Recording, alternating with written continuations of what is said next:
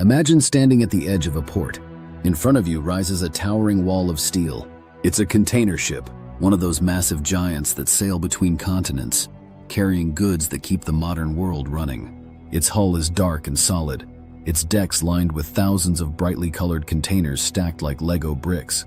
It looks more like a floating skyscraper than a vehicle.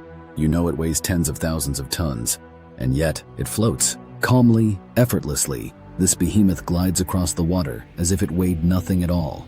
But how? Steel is heavier than water. Everyone knows that. Drop a wrench in the ocean and it sinks immediately. So why doesn't a ship? The answer lies in physics. And once you understand it, you'll never look at ships the same way again. We've all accepted that ships float. It's something we see from childhood, something so normal that we don't question it. But if you stop and really think about it, it feels completely wrong. These ships are made entirely of metal. They're loaded with cargo, fuel, machinery, and sometimes thousands of people.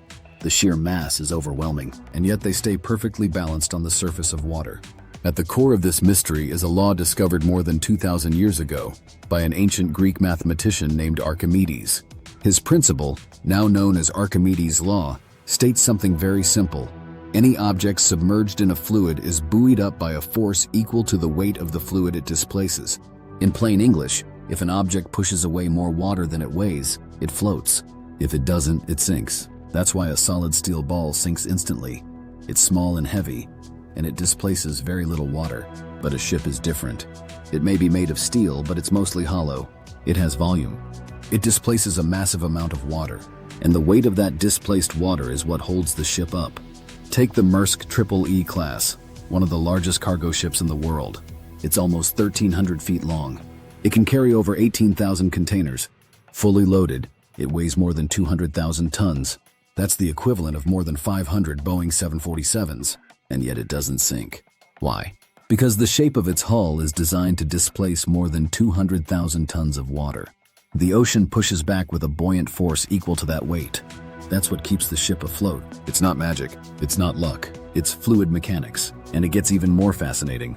Modern ships are engineered with precise calculations for displacement, weight distribution, and center of gravity.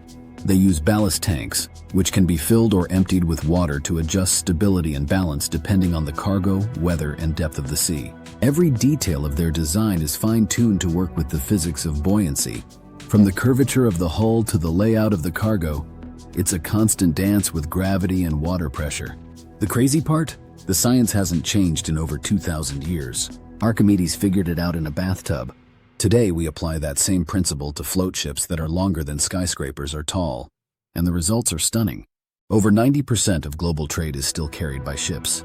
That includes cars, electronics, clothes, food, everything. And they do it with incredible fuel efficiency. Per ton of cargo, ships are still more energy efficient than planes or trucks. That's why we rely on them. That's why the oceans are always filled with vessels carrying the weight of civilization. But sometimes ships do sink.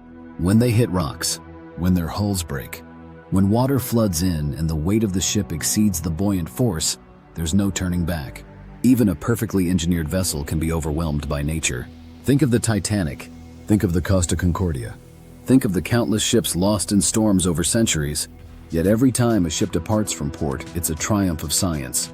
It's a moment where gravity says you should sink, but physics answers back, not today. So next time you see a ship, on the ocean, in a port, or even in a movie, try to see more than just metal. Try to see the invisible force beneath it, the pressure of millions of gallons of water pushing upward. The same principle that lets a leaf float in a pond, now scaled up to hold 200,000 tons of steel.